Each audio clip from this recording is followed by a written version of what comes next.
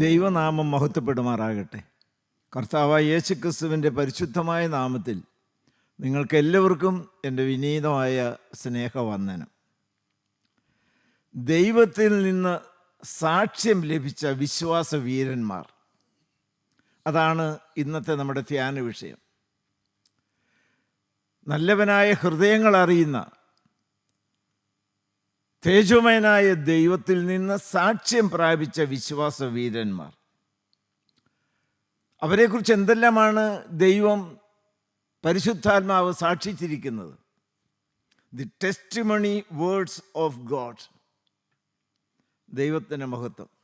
ഒന്നാമതായി സാക്ഷ്യം ലഭിച്ച ദൈവദാസനെ കുറിച്ച് നാം ധ്യാനിക്കുന്ന ഇയ്യോബിൻ്റെ കാര്യമാണ്.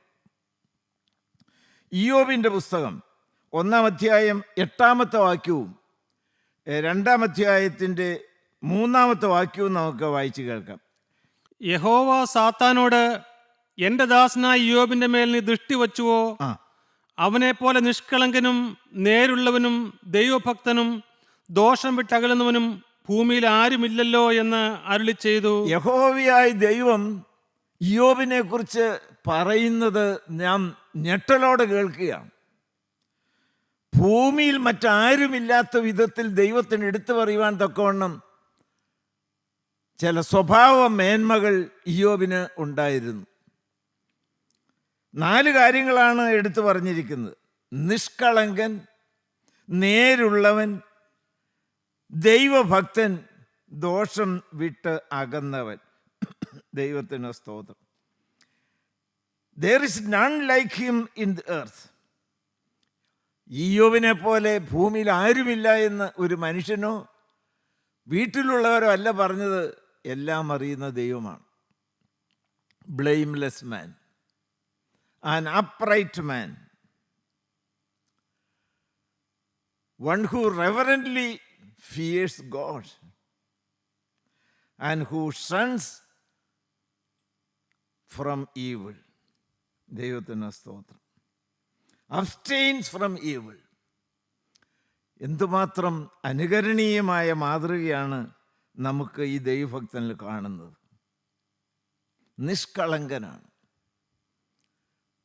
ദൈവമക്കളെ, കേട്ടുകൊണ്ടിരിക്കുന്ന നാം ഓരോരുത്തരും എത്ര പ്രാവശ്യം ഇത് വായിച്ചിട്ടുണ്ട്?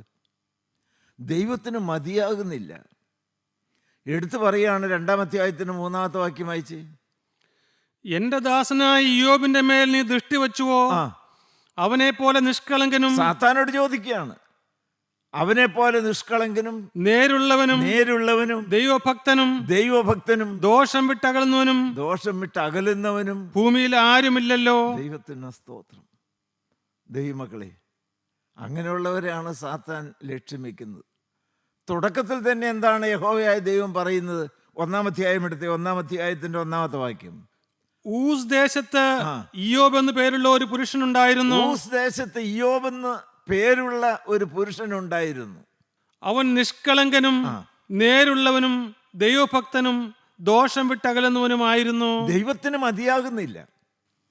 നാമും ഒരു ദേശത്ത് ജീവിക്കുന്നവരല്ലേ?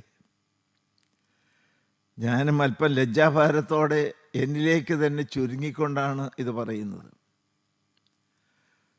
നമ്മെക്കുറിച്ചുള്ളതായ മറ്റുള്ളവരുടെ സാക്ഷ്യം എന്താണ്? ദൈവത്തിൻ്റെ സാക്ഷ്യം എന്താണ്? അവൻ നിഷ്കളങ്കനാണ് കേട്ടോ. അവൻ നേരുള്ളവനാണ് കേട്ടോ. അവൻ ദൈവത്തെ ഭയപ്പെടുന്നു, ദൈവം എല്ലാം കാണുന്നു എന്നുള്ള ദൈവഭയമുള്ളവനാണ് കേട്ടോ. മനസ്സറിഞ്ഞൊരു പാപത്തിലേക്ക് പോകാതെ, one who keeps himself away from everything that looks like sin. പാവമെന്ന് തോന്നുന്ന സകലത്തിൽ നിന്നും അകന്നു നിൽക്കുന്ന ഒരു വ്യക്തി. ദൈവമക്കളെ, എന്തിനാണ് കൂട്ടായ്മ? എന്തിനാണ് ആരാധനകൾ? എന്തിനാണ് ദൈവാലയത്തിലെ ശുശ്രൂഷകൾ? മനുഷ്യനെ ഈ ഒരു ദൈവീകമായ സൽസ്വഭാവങ്ങളിലേക്ക് വളർത്തിക്കൊണ്ടുവരാനാണ്. ഏറ്റവും ഉപരിയായിട്ട് നമുക്ക് ആവശ്യമായിരിക്കുന്നത് കർത്താവായ യേശുക്രിസ്തുവിൻ്റെ ദിവ്യ സ്വഭാവത്തിൻ്റെ പങ്കാളികളായി തീരുക എന്നുള്ളതാണ്. അതിന് വേറെ കുറുക്ക് വഴി ഒന്നുമില്ല. പ്രകൃതിയാ ഞാനൊരു കരിക്കട്ടയാണ്. നീതിമാനായിട്ട് ആരുമില്ല, ഞാനുമില്ല, നിങ്ങളിലും ആരുമില്ല. എന്നാൽ തീയാകുന്ന കർത്താവായി യേശുക്രിസ്തുവുമായി പിരിയാത്ത ബന്ധം സ്ഥാപിക്കുമ്പോൾ ആ തീക്കട്ട എൻ്റെ അന്തരംഗത്തേക്ക് ഞാൻ സ്വീകരിച്ച് അകത്ത് കത്തി ജ്വലിക്കുമ്പോൾ ആ തീ എൻ്റെ സിരകളിൽ കൂടി ഒഴുകും, എൻ്റെ ശരീരത്തിലും ഹൃദയത്തിലും അത് വ്യാപരിക്കും, എൻ്റെ ആത്മശരീര മനസ്സുകൾ ജ്വലിച്ച് പ്രകാശിക്കും. ഹല്ലേലൂയ, ദൈവത്തിന് സ്തോത്രം. ദൈവമക്കളെ, ഇയ്യോബ് സമ്പന്നനായിരുന്നു. സകല പൂർവ്വദിക്വാസികളിലും വെച്ച് അവൻ മഹാനായിരുന്നു. അങ്ങനെ എല്ലാം കൊണ്ടും അനേക സൽസ്വഭാവങ്ങൾ വിളങ്ങി നിൽക്കുന്ന ഒരു ദൈവദാസനെ വെറുതെ വിടുവാൻ സാത്താൻ സമ്മതിച്ചില്ല. ദൈവമക്കളെപ്പോഴും ഓർത്തുകൊള്ളണം, ജീവിതം കറപറ്റാതെ വിശുദ്ധിയോടെ മുന്നോട്ട് കൊണ്ടുപോകണമെന്ന് ഉള്ളത്തിൽ ആഗ്രഹിച്ച് കൃപയിൽ ചരണപ്പെട്ടുകൊണ്ട് ജീവിക്കുന്ന ദൈവമക്കളെ വീഴ്ത്തുവാൻ വേണ്ടി സകല ശക്തിയും സമാഹരിച്ചുകൊണ്ട് അലർന്ന സിംഹം പോലെ ഓടിവരുന്ന ഒരു സാത്താനുണ്ട്, നിങ്ങൾ മനസ്സിലാക്കണം. അവൻ്റെ മേലാണ് ദൃഷ്ടി വെച്ചത്. ദൈവത്തിന് സ്തോത്രം. അതിന് ദൈവം അനുവദിക്കുകയും ചെയ്തു. അതെന്താണത്? Why bad things to good people? അതൊരു വലിയ വിഷയമാണ്. കാരണം തീരൂതിക്കഴിച്ച പൊന്നു പോലെ, കീടം അല്പം പോലും ഇല്ലാതെ, യാതൊരു കുറവുമില്ലാതെ ജ്വലിച്ച് പ്രകാശിക്കുന്ന ദിവ്യ സ്വഭാവമുള്ളൊരു ദൈവവൈതലാക്കി പൂർണ്ണതയിലേക്ക് നയിക്കണമെന്ന് കർത്താവായ യേശുക്രിസ്തുവിന് ദൈവത്തിന് ആഗ്രഹമുണ്ട്. ഒരു പാപവും ഇയ്യോബ് ചെയ്യാതെ ജീവിക്കുവാൻ വേണ്ടി ആഗ്രഹിച്ചു. ദൈവത്തിന് സ്തോത്രം. നല്ല വിശ്വാസവും നല്ല ഭാവി പ്രത്യാശയും ഉണ്ടായിരുന്നു. ഒന്ന് വായിച്ച് ഇയ്യോബിന്റെ പുസ്തകം 23-ാം അധ്യായം 10-ാമത്തെ വാക്യം. എന്നാൽ ഞാൻ നടക്കുന്ന വഴി അവൻ അറിയുന്നു, എന്നെ ശോധന കഴിച്ചാൽ ഞാൻ പൊന്നുപോലെ പുറത്തു വരും. അതാണ് വിശ്വാസം. ജീവിതത്തിൽ കഷ്ടതകളും പ്രയാസങ്ങളും പോരാട്ടങ്ങളും തീച്ചുകൊള്ളിയുടെ അനുഭവങ്ങളും ഒരടി മുന്നോട്ട് വയ്ക്കാൻ സാധ്യമല്ലാത്ത വിധത്തിൽ തടസ്സങ്ങളും ഞെരുക്കങ്ങളും വരുമ്പോൾ വിശ്വാസ വീരന്മാർ പലരും തളരുന്നുണ്ട്.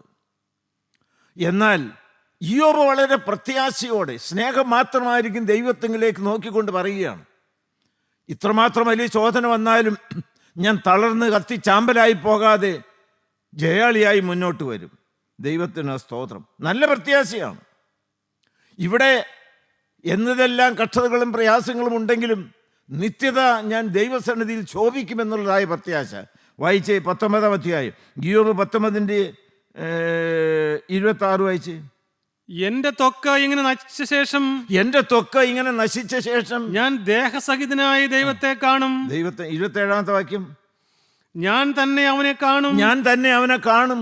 അന്യനല്ല, എന്റെ സ്വന്തം കണ്ണ് അവനെ കാണും. നിങ്ങൾക്ക് എല്ലാവർക്കും അറിയാമല്ലോ എന്തെല്ലാം പീഡകളും വേദനകളും മനുഷ്യന് വഹിക്കാൻ വയ്യാത്ത വിധത്തിലുള്ളതായ എന്ന് തോന്നുന്ന ചില വേർപാടുകളും എല്ലാം ഇയ്യോബിന്റെ ജീവിതത്തിൽ സംഭവിച്ചില്ലേ? മക്കളെല്ലാവരും വിട്ടുപോയില്ലേ? ദൈവത്തിന് സ്തോത്രം. ത്വക്ക് മുഴുവൻ വ്രണം പിടിച്ച് ചീഞ്ഞു നാറിയ ഒരു സ്ഥിതിയിലേക്ക് വന്നില്ലേ? ഭാര്യ ദുർഗന്ധം വമിക്കുന്നതായ ഈ വ്യക്തിയിൽ നിന്ന് അകന്നു പോയില്ലേ? കൂട്ടായ്മക്കാർ മൗനം പാലിച്ചില്ലേ?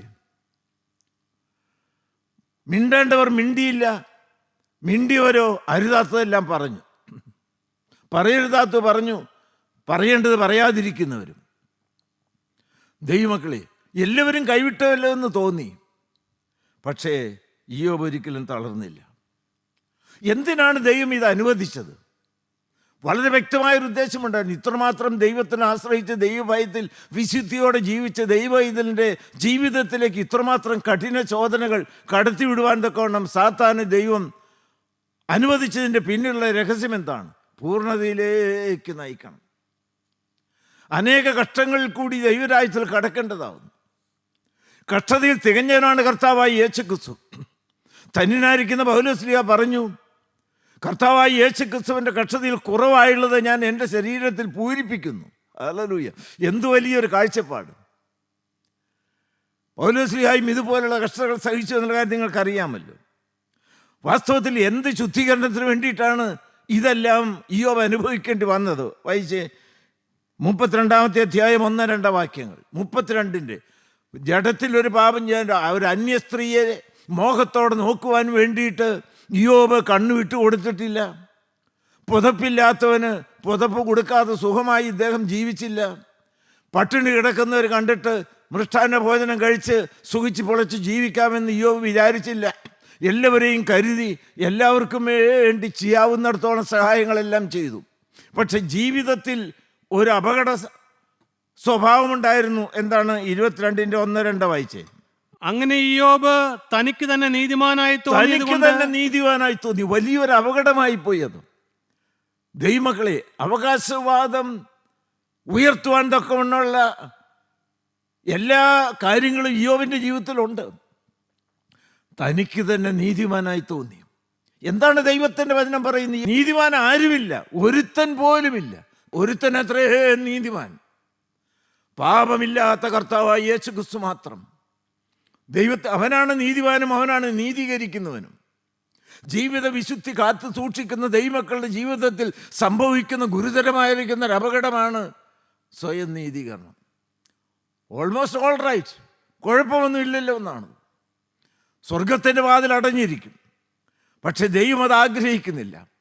ആ കുറവും കൂടി പരിഹരിക്കണമെന്നാണ് ദൈവം ആഗ്രഹിക്കുന്നത്. ദൈവമക്കളെ, ഈ കഷ്ടതകളും പ്രയാസങ്ങളും ശരീരത്തിലും എല്ലാ രംഗത്തു നിന്നും അനുഭവിക്കേണ്ടി വന്നു. തീച്ചുകൊള്ളുടെ അനുഭവത്തിലൂടെ കടന്നുപോയി. അവൻ്റെ സ്വയത്തെ തകർക്കാൻ വേണ്ടിയിട്ടായിരുന്നു. 42-ാം അധ്യായം ദൈവത്തിന് സ്തോത്രം. അവസാനം ഈ കഷ്ടതകളുടെ തീച്ചുളയിൽ വേദന അനുഭവിക്കുന്ന ആ ദൈവദാസൻ എന്തു പറഞ്ഞു? അവസാനം സ്വയം ശോധന ചെയ്തിട്ട് വ്യക്തമായിട്ടൊരു കാര്യം പറഞ്ഞു. വായിച്ചു. ഞാൻ നിന്നെ കുറിച്ച് ഒരു കേൾവി മാത്രമേ കേട്ടിരുന്നുള്ളൂ. തേജോമയനായ ദൈവമേ, ഞാൻ നിന്നെ കുറിച്ച് ഒരു കേൾവി മാത്രമേ കേട്ടിരുന്നുള്ളൂ. ഇപ്പോഴോ എന്റെ കണ്ണാൽ ഞാൻ നിന്നെ കാണുന്നു. ഇപ്പോൾ ഞാൻ സ്വന്തം കണ്ണാൽ നിന്നെ കാണുന്നു. ആകയാൽ ഞാൻ എന്നെ തന്നെ വെറുത്ത് പൊടിയിലും ചാരത്തിലും കിടന്ന് ഞാൻ നല്ലവനാണ്, ഒത്തിരി പൊങ്ങച്ചം എനിക്ക് അവകാശപ്പെടാനുണ്ടായിരുന്നു, ഞാൻ കേമനാണെന്ന് വിചാരിച്ചു. ഇപ്പോൾ ഞാൻ എന്നെ തന്നെ അങ്ങ് വെറുക്കുകയാണ്. ഓ ദൈവത്തിന് സ്തോത്രം. പൗലോസ്ലീഹ പറഞ്ഞാൽ, അയ്യോ ഞാൻ അരിഷ്ട മനുഷ്യൻ, ഓ wretched man that I am. ദൈവമക്കളെ, നമുക്കൊന്ന് താഴാം, നമുക്കൊന്ന് തകരാം. ഞാൻ എത്തേണ്ടതായ സ്ഥലം എന്താണ്? ഞാൻ ആരുടെ മണവാട്ടിയാണ്? ഇപ്പോൾ എൻ്റെ യഥാർത്ഥമായിരിക്കുന്ന അവസ്ഥ എന്താണ്? ദൈവത്തിന് ഞാൻ എന്ന് പറയുന്ന അഹങ്കാരിയായിരിക്കുന്ന ഒരു വ്യക്തി തലപൊക്കി നിൽക്കുന്നു.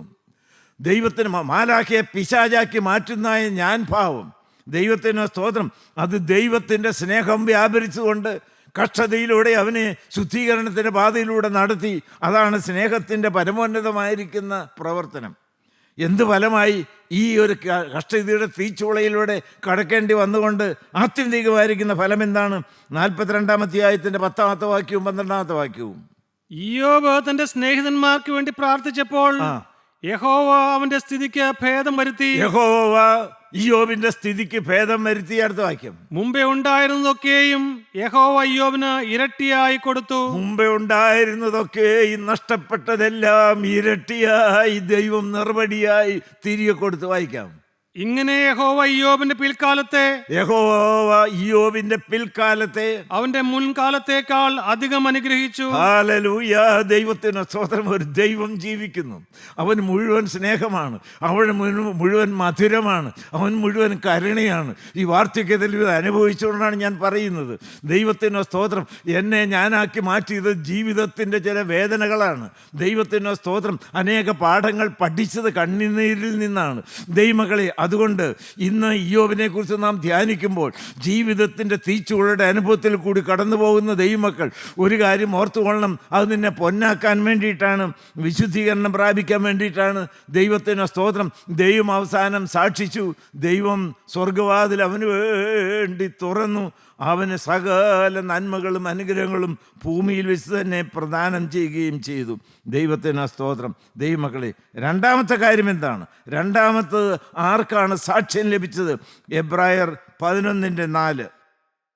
വിശ്വാസത്താൽ ഹാബേൽ ദൈവത്തിന് കായിന്റേതിലും ഉത്തമമായി യാഗം കഴിച്ചു. ദൈവത്തിന് സ്തോത്രം. അടുത്ത ഏതാണ് ദൈവമക്കളെ? ഹാബേലാണ്. ദൈവത്തിന് സ്തോത്രം. എന്താണ് സാക്ഷ്യം? ദൈവത്തിന് അടുത്ത വാക്യം അയച്ച്. അതിനാൽ അവന് നീതിമാൻ എന്ന സാക്ഷ്യം ലഭിച്ചു. അതിനാൽ അവന് നീതിമാൻ എന്ന സാക്ഷ്യം ലഭിച്ചു. ഹല്ലേലൂയ. ദൈവത്തിന് സ്തോത്രം. ദൈവമല്ലേ സാക്ഷിക്കുന്നത്, നീതീകരിക്കുന്നതിനല്ലേ സാക്ഷിക്കുന്നത്. ഹാബേൽ, ദൈവത്തിന് സ്തോത്രം, ദി റൈറ്റിയസ് മാൻ. ആരാണ് ദൈവമക്കളെ സാക്ഷിക്കുന്നത്? ഹല്ലേലൂയ, ദൈവത്തിന് സ്തോത്രം. ആരാധനയാൽ ദൈവം പ്രസാദിച്ച ആദ്യത്തെ വ്യക്തി, രക്തം ചൊരിഞ്ഞിട്ടല്ലാതെ മോചനമില്ല എന്നുള്ള സത്യം മനസ്സിലാക്കിയതായ വ്യക്തി, മാതാപിതാക്കന്മാരിൽ നിന്ന് പാഠങ്ങൾ പഠിച്ച വ്യക്തി, ദൈവത്തിന് സ്തോത്രം. ദൈവമക്കളെ, ഹാബേലിലും അവൻ്റെ വഴിപാടിലും പ്രസാദിച്ചു. വലിയൊരു മർമ്മമാണത്. എൻ്റേതായ ആത്മീയ ശുശ്രൂഷകളിൽ പോലും ദൈവം പ്രസാദിക്കണമെങ്കിൽ, ദാനധർമ്മങ്ങളിൽ പോലും ദൈവം പ്രസാദിക്കണമെങ്കിൽ, ദൈവമക്കളെ, ഞാനെന്ന് പറയുന്ന വ്യക്തിത്വം ദൈവസന്നിധിയിൽ പ്രസാദകരമായിരിക്കണം. നിങ്ങളുടെ ജീവിതം അങ്ങനെയാണോ? ഹല്ലേലൂയ, ദൈവത്തിന് സ്തോത്രം. ആ ഹാബേലിൻ്റെ രക്തം ഇന്നും ഗുണകരമായി സംസാരിക്കുന്നു എന്നാണ് എബ്രായർ 12:24 പറയുന്നത്. ഒരു സംസാരിക്കുന്ന രക്തം. ലോകചരിത്രത്തിലെ ആ ആദ്യ വിശ്വാസി എന്ന് നമുക്ക് വേണമെങ്കിൽ ചിന്തിക്കാം. ബൈബിളിലെ ആ ഒരു ആദ്യത്തെ പ്രവാചകനല്ലേ വാസ്തവത്തിൽ? ദൈവത്തിന് സ്തോത്രം. ദൈവമക്കളുടെ അടിസ്ഥാനം എന്താണ്? നീതീകരണം പ്രാപിച്ചു. മനുഷ്യനാരും നീതിമാനല്ല. നിങ്ങൾക്കെല്ലാവർക്കും അറിയാം. നീതീകരണം വിശ്വാസത്താലാണ്. റോമർക്ക് ലേഖനം എടുത്ത് അതിൻ്റെ 3-ാം അധ്യായം, റോമർക്ക് ലേഖനം 3-ാം അധ്യായത്തിൻ്റെ 23 വാക്യങ്ങൾ വളരെ വ്യക്തമായി ദൈവമക്കൾ ഈ ഒരു സാക്ഷ്യം പ്രാപിച്ചിരിക്കണം. നീതിമാൻ ആരുമില്ല എന്നുള്ള കാര്യം നിങ്ങൾക്കറിയാം. 23 വായിച്ചു. ഒരു വ്യത്യാസവുമില്ല. എല്ലാവരും പാപം ചെയ്ത് തീർന്നു. ദൈവം വായിച്ചു. അവന്റെ കൃപയാൽ ക്രിസ്തുയേശുവിന്റെ വീണ്ടെടുപ്പ് മൂലം, അവന്റെ കൃപയാൽ, ദൈവത്തിന്റെ കൃപയാൽ, കർത്താവായ യേശു ക്രിസ്തുയേശുവിന്റെ വീണ്ടെടുപ്പ് മൂലം സൗജന്യമായത്രേ നീതീകരിക്കപ്പെടുന്നത്. കാൽവറിയിലെ യാഗത്താലുള്ള നീതീകരണം. സ്വയം നീതി, ദൈവത്തിന് സ്തോത്രം, ദൈവമക്കളെ ആർക്കുമില്ല. ഒരു വ്യക്തിക്കും നീതിമാനെന്ന് അവകാശപ്പെടാൻ സാധ്യമാകിയില്ല. സഹോദരി സഹോദരന്മാരെ, നിങ്ങളുടെ അന്തരംഗത്തിലേക്കൊന്ന് നോക്കാമോ? എനിക്ക് വെള്ളവസ്ത്രം ധരിക്കാം. ഇതുപോലെ വേദപുസ്തകത്തിൻ്റെ താളുകൾ മറിച്ചുകൊണ്ട് ദൈവത്തിൻ്റെ വചനം ശക്തിയോടെ ഘോഷിക്കാം, ശരിയാണ്. പക്ഷേ എൻ്റെ അകത്തൊരു മനുഷ്യനില്ലേ? പൗലോസ് ആ ഒരു മർമ്മം പറയുന്നുണ്ട്. പുറമേയുള്ള മനുഷ്യനുമുണ്ട്, അകമേയുള്ള മനുഷ്യനുമുണ്ട്. മനുഷ്യൻ പുറമേയുള്ളത് നോക്കുന്നു, യഹോവയോ ഹൃദയങ്ങളെ നോക്കുന്നു. ഹല്ലേലൂയ. ഹാബേൽ എന്ന് പറയുന്ന വ്യക്തിയിൽ പ്രസാദിക്കണം. വ്യക്തിയിൽ പ്രസാദിക്കണമെങ്കിൽ കുഞ്ഞാടിൻ്റെ യാഗത്തിൽ ഒഴുകി വന്നതായ തങ്കച്ചോരകൾ കഴുകൾ പ്രാപിക്കണം. ദൈവത്തിന് സ്തോത്രം. കരിക്കട്ട തീക്കട്ടയായി മാറണം. ഹല്ലേലൂയ, ദൈവത്തിന് സ്തോത്രം. കാൽവറിയിലെ പരമോന്നത കോടതി, പരമാധികാരമുള്ളതായ കോടതി ഡിക്ലെയർ ചെയ്യണം. ദൈവത്തിന് സ്തോത്രം. ഹീ ഈസ് എ റൈറ്റിയസ് മാൻ. ഞാൻ മുഴുവൻ പാപിയാണ്, ഞാൻ മുഴുവൻ തെറ്റുകാരനാണ്. പക്ഷേ കർത്താവായ യേശു ക്രിസ്തു എൻ്റെ തെറ്റുകളെ മുഴുവൻ തൻ്റെ പരിശുദ്ധ ശരീരത്തിൽ ആവഹിച്ചെടുത്തുകൊണ്ട് ക്രൂശന്മേൽ കയറി. അവൻ്റെ അടിപ്പണരാൽ എനിക്ക് പാപമോചനം ഒഴുകി വന്നിരിക്കുന്നു. നന്ദിയോടെ സ്തോത്രം. ആ കർത്താവായ യേശു ക്രിസ്തു എന്നെ നീതിമാനെന്ന് മുദ്രകുത്തി. ഈ ലോകത്തിലെ പരമോന്നത കോടതി തികച്ചും കുറ്റവാളിയായിരിക്കുന്ന എന്നെ നീതിമാനെന്ന് ഡിക്ലെയർ ചെയ്തു. ദൈവത്തിൻ്റെ സ്തോത്രം. I am declared not guilty as if I have committed no sins whatsoever. പിന്നെ ആർക്ക് യഹോവ നീതീകരിച്ചാൽ, ദൈവം നീതീകരിച്ചാൽ ആർക്ക് എന്നെ കുറ്റം വിധിക്കാനായിട്ട് സാധിക്കും? നീതീകരിക്കുന്നതിന് ദൈവം. Hallelujah, hallelujah. ഈ നിമിഷം ഒരു കാര്യം എനിക്ക് നിങ്ങളോട് പറയുവാനായിട്ടുണ്ട്. ദൈവമക്കളെ, ഇന്ന് നീതിമാൻ എന്നുള്ള സാക്ഷ്യം ലഭിച്ചതിന് ശേഷം മാത്രമേ നിങ്ങളിവിടെ എഴുന്നേക്കാവുള്ളൂ. അതിന് എന്താണ് മാർഗം? അത് ആ മോചനം ഒഴുകി വരുന്ന കോടതിയിലേക്ക്, സകല പാപവും ശുദ്ധീകരിക്കുന്ന അറുക്കപ്പെട്ട കുഞ്ഞാടിൻ്റെ തങ്കച്ചോര വാർന്നലിക്കുന്നതായ ക്രൂശിൻ ചോട്ടിലേക്ക് നിങ്ങൾക്കൊന്ന് വരാമോ? ആ ക്രൂശിൽ ഒഴുകി വരുന്ന തങ്കച്ചോരി കഴുവാൻ സാധ്യമല്ലാത്ത ഏതെങ്കിലും ഒരു പാപം ചെയ്ത വ്യക്തി ഇവിടെയുണ്ടോ? ഹല്ലേലൂയ. ഞാനും വരികയാണ്. എനിക്ക് പാപമോചനം ആവശ്യമാണ്, എനിക്ക് നീതീകരണം ആവശ്യമാണ്. എൻ്റെ യാതൊരു നീതി പ്രവൃത്തികളും എന്നെ നീതീകരിക്കുകയില്ല. എൻ്റെ സകല നീതി പ്രവൃത്തികളും കറപുരണ്ട തുണി പോലെയാണ്. ഹല്ലേലൂയ. ദൈവത്തിൻ്റെ മഹത്വം, കർത്താവിന് സ്തോത്രം. എനിക്ക് സ്വയമായിട്ട് യാതൊരു നന്മയുമില്ല. അത് വളരെ പരിപൂർണമായി വ്യക്തമായി ഒന്ന് ആത്മാർത്ഥമായി ചിന്തിച്ചാൽ തിരിച്ചറിയാൻ സാധിക്കും. സഹോദരി സഹോദരന്മാർ, നിങ്ങളുടെ ചിന്തകൾ വിശുദ്ധമാണോ? നിങ്ങളുടെ സ്വപ്നങ്ങൾ വിശുദ്ധമാണോ? നിങ്ങളുടെ വികാരങ്ങൾ വിശുദ്ധമാണോ? ദൈവത്തിന് സ്തോത്രം. യഥാർത്ഥമായിരിക്കുന്ന രൂപാന്തരം നിങ്ങളുടെ ജീവിതത്തിൽ സംഭവിച്ചിട്ടുണ്ടോ? പച്ചവെള്ളം വീഞ്ഞായി മാറിയതുപോലെ, മാറായിലെ കയ്പുവെള്ളം മധുരമായി മാറിയതുപോലെ നിങ്ങളുടെ ജീവിതത്തിൽ വ്യക്തമായ ഒരു മാറ്റം വന്നിട്ടുണ്ടോ? ഹല്ലേലൂയ, നന്ദിയോടെ സ്തോത്രം. ഒരു സാക്ഷ്യം ലഭിക്കണ്ടേ? അത് ക്രൂശിൽ നിന്ന് മാത്രമേ നമുക്ക് പ്രാപിക്കാനായിട്ട് സാധ്യമാവുകയുള്ളൂ. കർത്താവായ യേശുക്രിസ്തുവിൻ്റെ കാൽവറിയിലെ പരമബലിയിൽ വിശ്വസിക്കുക, രക്തത്താലുള്ള കഴുക പ്രാപിക്കുക. ആ ആത്മാവിൻ്റെ തീയാൽ നിങ്ങൾ കത്തി ജ്വലിക്കട്ടെ. നന്ദിയോടെ സ്തോത്രം. നീതിമാനെന്നായ സാക്ഷ്യം നിങ്ങൾക്ക് കിട്ടിയേ മതിയാകുകയുള്ളൂ. നന്ദിയോടെ സ്തോത്രം. 1 ഇയ്യോബ്, 2 ഹാബേൽ, 3 ദൈവമക്കളെ ഹാനോക്ക്. ദൈവത്തിൻ്റെ സ്തോത്രം. ഹാനോക്ക്. എബ്രായർ 11:4 വായിച്ച്. എബ്രായർക്ക് ലേഖനം 11-ാം അധ്യായത്തിന്റെ 4-ാമത്തെ വാക്യം. വിശ്വാസത്താൽ ഹാനോക്ക് മരണം കൂടാതെ എടുക്കപ്പെട്ടു. അടുത്ത വാക്യം. ദൈവം അവനെ എടുത്തുകൊണ്ടതിനാൽ കാണാതെയായി. അവൻ ദൈവത്തെ പ്രസാദിപ്പിച്ചു എന്ന് അവൻ എടുക്കപ്പെട്ടതിന് മുമ്പേ സാക്ഷ്യം പ്രാപിച്ചവരുടെ പട്ടികകളാണ് നാം ധ്യാനിച്ചു വരുന്നത്. ദൈവത്തിന് സ്തോത്രം. ദൈവമക്കളെ, എത്ര മനോഹരമാണ് ആ സാക്ഷ്യം. ഹാനോക്ക് ദൈവത്തെ പ്രസാദിപ്പിച്ചു. ഉൽപ്പത്തി പുസ്തകം 5-ാം അധ്യായം എടുത്ത്. ഉൽപ്പത്തി പുസ്തകം 5-ാം അധ്യായത്തിൽ വളരെ വിശദമായി ഹാനോക്കിനെ കുറിച്ച് പറയുന്നുണ്ട്. 5-ാം അധ്യായത്തിൻ്റെ 21 മുതൽ 24 വരെ. ഹാനോക്കിന് 65 വയസ്സായപ്പോൾ അവൻ മെഥൂശലേഹനെ ജനിപ്പിച്ചു. മെഥൂശലേഹനെ ജനിപ്പിച്ച ശേഷം ഹാനോക്ക് 300 സംവത്സരം ദൈവത്തോടു കൂടെ നടക്കുകയും 300 സംവത്സരം ദൈവത്തോടു കൂടെ നടക്കുകയും പുത്രന്മാരെയും പുത്രിമാരെയും ജനിപ്പിക്കുകയും ചെയ്തു. കുടുംബമായി ദൈവത്തോടു കൂടെ നടന്നു. വായിച്ചോ. ഹാനോക്കിന്റെ ആയുഷ്കാലം ആകെ 365 സംവത്സരമായിരുന്നു. ഹാനോക്ക് ദൈവത്തോട് കൂടെ നടന്നു. അതിന്റെ ഫലം എന്താണ് ദൈവമക്കൾ? അടുത്ത വാക്യം. ദൈവം അവനെ എടുത്തുകൊണ്ടതിനാൽ കാണാതെയായി. ദൈവം അവനെ എടുത്തുകൊണ്ട് ആ സ്വർഗരാജ്യത്തിൽ ഇപ്പോൾ നിത്യതയുടെ സന്തോഷത്തോടെ വാഴുന്നു. ഹല്ലേലൂയ, ദൈവത്തിന് സ്തോത്രം. ദൈവത്തിന് സ്തോത്രം. മനോഹരമായ ഒരു രംഗമാണ് നാം ഇവിടെ കാണുന്നത്. നിങ്ങൾ ഓരോരുത്തരും ഒരു വെല്ലുവിളിയായി എടുക്കണം. ദൈവത്തിൻ്റെ പരിശുദ്ധാത്മാവ് ഈ വചനത്തിലൂടെ ശക്തിയോടെ നിങ്ങളോട് ഇടപെട്ടെ.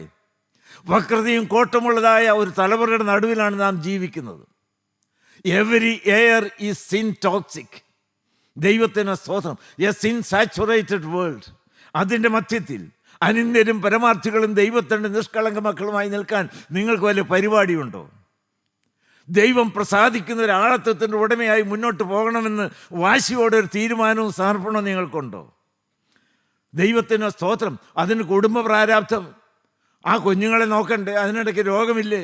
ഇവിടെയും 300 സംവത്സരം, 1 വർഷമോ 2 വർഷമോ അല്ല, 300 വർഷക്കാലം കുടുംബസമേതം ദൈവത്തോട് കൂടെ നടന്നു, ദൈവത്തെ പ്രസാദിപ്പിച്ചു. ഹല്ലേലൂയ, ദൈവത്തിന് സ്തോത്രം. Enoch worked with God in this wicked world. Hallelujah. ദൈവത്തിന് സ്തോത്രം. With the family. And he pleased God. ദൈവമക്കളെ, ഇത് നിങ്ങൾ നമ്മുടെ ഓരോരുത്തരുടെയും ജീവിതത്തിൽ ഞാനും ഇതൊരു വെല്ലുവിളിയായി എടുക്കുകയാണ്. ഞാൻ വാർദ്ധക്യത്തിലേക്ക് വന്നു. ഹല്ലേലൂയ. ഇനി എത്ര കാലമുണ്ടെന്ന് എനിക്ക് അറിഞ്ഞുകൂടാ. എങ്കിലും ജീവിതത്തിൽ ഒരു കൊതി മാത്രമേ അവശേഷിക്കുന്നുള്ളൂ. മക്കളായി, കൊച്ചുമക്കളായി, വിശാലമായിരിക്കുന്നൊരു കുടുംബമാണ്. നന്ദിയോടെ സ്തോത്രം. എന്നാൽ ദൈവം സുഗന്ധം മണക്കുന്നൊരു ജീവിതത്തിൻ്റെ ഉടമയായി തീരണമെന്ന് എനിക്ക് ആഗ്രഹമുണ്ട്. ആ ഒരാഗ്രഹമേ ഉള്ളൂ. നിങ്ങൾ ആ ആഗ്രഹം നിവർത്തിച്ച് കിട്ടാൻ വേണ്ടി പ്രാർത്ഥനയിൽ എന്നെ സഹായിക്കണം. ദൈവമക്കളെ, വാസ്തവത്തിൽ ഉള്ളം പ്രസാദിക്കുന്നൊരു ദൈവത്തിലായി മാറണം. നമ്മളെക്കുറിച്ച് യെശയ്യാ പ്രവാചകൻ പറയുന്ന പോലെ, എൻ്റെ ഉള്ളം പ്രസാദിക്കുന്ന എൻ്റെ മകൻ, എൻ്റെ ഉള്ളം പ്രസാദിക്കുന്ന എൻ്റെ മകൻ. ദൈവത്തിന് സ്തോത്രം. ദൈവമക്കളെ, പരിശുദ്ധാത്മാവ് നമ്മളിലേക്ക് ഇറങ്ങി വരട്ടെ. ഹല്ലേലൂയ, ദൈവത്തിന് സ്തോത്രം. ആത്യന്തികമായ നന്മ എന്താണ് ദൈവമക്കൾ? ഉള്ളം പ്രസാദിക്കുന്നൊരു ജീവിതം നയിച്ചാൽ. ഞാനത് പറയട്ടെ. ലൂക്കോസ് 12 എടുത്ത്. ലൂക്കോസ് 12:31-32. ലൂക്കോസ് 12:31-32. അവന്റെ രാജ്യം അന്വേഷിപ്പിന്, അതോടുകൂടെ നിങ്ങൾക്ക് ഇതും കിട്ടും. ചെറിയ ആട്ടിൻകൂട്ടമേ ഭയപ്പെടരുത്. നിങ്ങളുടെ പിതാവ് രാജ്യം നിങ്ങൾക്ക് നൽകുവാൻ പ്രസാദിച്ചിരിക്കുന്നു. ദൈവത്തെ അങ്ങനെയുള്ളവരുടെ ജീവിതത്തിൽ ദൈവം പ്രസാദിച്ച് എന്ത് ചെയ്യും? രാജ്യം നിങ്ങൾക്ക് തരും. ദൈവത്തിന് സ്തോത്രം. നിങ്ങളെല്ലാവരും നന്നായിട്ട് മരിക്കണം. നിങ്ങളെല്ലാവരും പരമോന്നത നന്മയുടെ അവകാശികളായി മാറണം.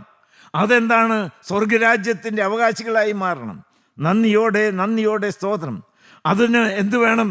ആളത്വം ദൈവം പ്രസാദിക്കുന്നതായിരിക്കണം. ഹാനോക്ക് ദൈവത്തോട് കൂടെ നടന്നു കുടുംബമായി. പ്രാരാബ്ധങ്ങളുണ്ട്, ബുദ്ധിമുട്ടുകളുണ്ട്, ഞെരുക്കങ്ങളുണ്ട്.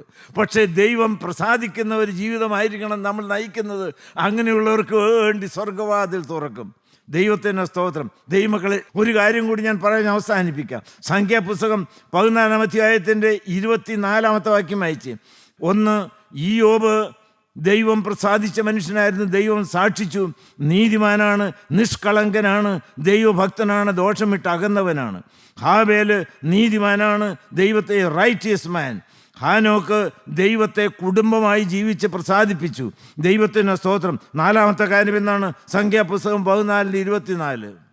എന്റെ ദാസനായ കാലേബോ, എന്റെ ദാസനായ കാലേബോ, അവന് വേറൊരു സ്വഭാവമുള്ളത് കൊണ്ടും എന്നെ പൂർണ്ണമായി അനുസരിച്ചത് കൊണ്ടും അവൻ പോയിരുന്ന ദേശത്ത് ഞാൻ അവനെ എത്തിക്കും. ഹല്ലേലൂയ. ദൈവം എത്ര മനോഹരമാണ് ദൈവമക്കളെ. ദൈവത്തിന് സ്തോത്രം, ദൈവത്തിൻ്റെ മഹത്വം. എന്താണ് പറഞ്ഞിരിക്കുന്നത്? എന്താ? അവൻ വേറൊരു സ്വഭാവമുള്ള വ്യക്തിയായിരുന്നു. കാലേബ് വേറൊരു സ്വഭാവമുള്ളവൻ. 2-ാമത്തെ കാര്യം എന്താണ്? ദൈവത്തെ പൂർണ്ണമായി അനുസരിച്ച് പറ്റിച്ചേർന്നിരുന്നവൻ. മൈ സെർവൻറ്റ് കാലേബ്, ദൈവത്തിൻ്റെ സ്തോത്രം, he was a different type of man and he obeyed me fully. ദൈവമക്കളെ, കൊതിയോടെ നിങ്ങൾക്കൊന്ന് പ്രാർത്ഥിക്കാമോ? ദൈവം നമ്മുടെ മധ്യത്തിലേക്ക് ഇറങ്ങി വന്നിട്ടുണ്ടല്ലോ. ദൈവത്തിന് സ്തോത്രം. ദൈവമേ, എനിക്ക് തികഞ്ഞ ഒരു വിശുദ്ധനായി മാറണം, എനിക്ക് വ്യത്യസ്തനായി മാറണം. കരിക്കട്ടയും തീക്കട്ടയും തമ്മിൽ ഒരു സ്വഭാവത്തിനും യോജിപ്പില്ലല്ലോ. Entirely different. കയ്പും മധുരവും പോലെ, ഇരുട്ടും വെളിച്ചവും പോലെ. ഹല്ലേലൂയ. ദൈവത്തിന് സ്തോത്രം. ദൈവമക്കളെ, ആക്കി തീർക്കാൻ കർത്താവിന് സാധ്യമല്ലേ? തീർച്ചയായിട്ടും അവൻ സർവശക്തനാണ്. ദൈവത്തിന് ശത്രുവായി ഓടിയതായ ശൗലിനെ പരിശുദ്ധ പൗലോസാക്കി മാറ്റിയില്ലേ? മഗ്ദലക്കാരി മറിയെ കർത്താവായ യേശു ക്രിസ്തുവിൻ്റെ ഉയർപ്പിന് സാക്ഷിയാക്കി എഴുന്നേൽപ്പിച്ചില്ലേ? ഹല്ലേലൂയ. ദൈവത്തിന് സ്തോത്രം. കയ്പ് മധുരമായി മാറിയതായ അനുഭവം നിങ്ങൾക്കറിയാമല്ലോ. വലത്തുഭാഗത്തെ കള്ളൻ ഇപ്പോൾ സ്വർഗരാജ്യത്തിലല്ലേ നിത്യത കഴിക്കുന്നത്? അതിനുള്ള കാരണം എന്താണ്? ദൈവത്തിൻ്റെ ശക്തി വ്യാപരിച്ചു. ഹല്ലേലൂയ. നന്ദിയോടെ സ്തോത്രം. വേറൊരു സ്വഭാവം. അതിന് ഒറ്റ കാര്യം മാത്രമേ കാലേബിനെ കുറിച്ച് പറയുവാനായിട്ടുള്ളൂ. ദൈവത്തിൽ പരിപൂർണമായി വിശ്വസിച്ചു. കാലേബിൻ്റെ കാര്യം ഞാൻ പ്രത്യേകിച്ച് എടുത്തു പറയുന്നില്ല. ദൈവത്തിൻ്റെ സ്തോത്രം. ആ ദേശം ഉറ്റുനോക്കുവാൻ വേണ്ടി പറഞ്ഞയച്ചു. മറ്റുള്ളവരെല്ലാവരും, ബാക്കി 12 പേര്, അയ്യോ അങ്ങോട്ട് ചെന്ന് ദേശം കനാൻ നമുക്ക് സ്വന്തമാക്കാൻ സാധ്യമല്ല, അവിടെ മല്ലന്മാരുണ്ട്, നമുക്ക് ജയിച്ച് മുന്നോട്ട് പോകാൻ സാധ്യമല്ല. നമുക്ക് കഴിയും, യഹോവയാൽ കഴിയും. ദൈവമക്കളെ, ദൈവത്തിന് അസാധ്യമായത് യാതൊന്നുമില്ല. നമ്മുടെ തലകളെ നമുക്ക് വണക്കാം. Hallelujah, hallelujah, hallelujah. സർവ്വതും കഴിയുന്ന ദൈവത്തിൻ്റെ സർവ്വശക്തിയുടെ മുൻപിൽ മുഴങ്കാലം മടക്കിക്കൊണ്ട് നിങ്ങൾക്ക് അവൻ്റെ മുഖത്തേക്ക് കണ്ണുകൾ, വിശ്വാസത്തിൻ്റെ കണ്ണുകൾ ഉയർത്തിക്കൊണ്ട് എന്താണ് പറയാനുള്ളത്? സർവശക്തനായിരിക്കും ദൈവമേ, നിൻ്റെ അത്ഭുതകരമായ ശക്തിയുടെ വ്യാപാരത്താൽ ഈ കരിക്കട്ടെ ഒന്ന് തീപിടിപ്പിക്കണമേ. എൻ്റെ കല്ലായുള്ള ഹൃദയത്തെ ഒന്ന് മാറ്റി ഒരു മാംസളമായ ഹൃദയമാക്കി തരണമേ. എൻ്റെ സ്വയത്തെ ഒന്ന് ഉടച്ചു തരണമേ. നരകയോഗ്യനായിരിക്കുന്ന എന്നെ കാൽവറിയിലെ ശക്തിയാൽ കഴുകി വിശുദ്ധീകരിച്ച് സ്വർഗരാജ്യത്തിൻ്റെ അവകാശിയാക്കി മാറ്റണമേ. എനിക്ക് വ്യത്യസ്തമായിരിക്കുന്ന ഒരു ഹൃദയം തരണമേ. എൻ്റെ പ്രകൃതി ഒന്ന് മാറ്റി തരണമേ. കയ്പ് സ്വഭാവമുള്ള എന്നെ മധുരമുള്ളവനാക്കി മാറ്റണമേ. അഹങ്കാരി വിനയമുള്ളവനാക്കി മാറ്റണമേ. ഇരുണ്ട പ്രകൃതിയുള്ള എന്നെ ദൈവത്തിന് സ്തോത്രം ജ്വലിക്കുന്നതായ അഗ്നിനാവുള്ളവനാക്കി മാറ്റണമേ. ഹല്ലേലൂയ. നന്ദിയോടെ സ്തോത്രം. നിങ്ങൾ പ്രാർത്ഥിച്ചോ ദൈവമക്കളെ? കർത്താവ് നമുക്ക് കൃപ തരും. കരുണ നിറഞ്ഞ ദൈവമേ, വാഴ്ത്തപ്പെട്ട പൊന്നു കർത്താവേ, നിൻ്റെ ഒരു ക്രൂശിൻ ചോട്ടിലേക്ക് അടിയങ്ങൾ വന്നിരിക്കുകയാണ്. ഞങ്ങളെ സമൂഹം ഒന്ന് രൂപാന്തരപ്പെടുത്തണമേ. ഒരു പുതിയ സൃഷ്ടിയാക്കി മാറ്റണമേ. പഴയത് കഴിഞ്ഞു പോയി എന്നുള്ള അനുഭവത്തിൽ മുന്നോട്ട് പോകാനുള്ള കൃപ തരണമേ. 2-ാമത്തെ വരവെങ്കിൽ പറന്നു വരുന്ന വിശുദ്ധന്മാരുടെ നിരയിൽ അടിയങ്ങളെയും ചേർന്ന് നിർത്തണമെന്ന് യേശു കർത്താവിൻ്റെ പരിശുദ്ധ നാമത്തിൽ അപേക്ഷിക്കുന്നു. കൃപയോടെ കേട്ട് ഉത്തരമല്ലുമാറാകണമേ. ആമീൻ.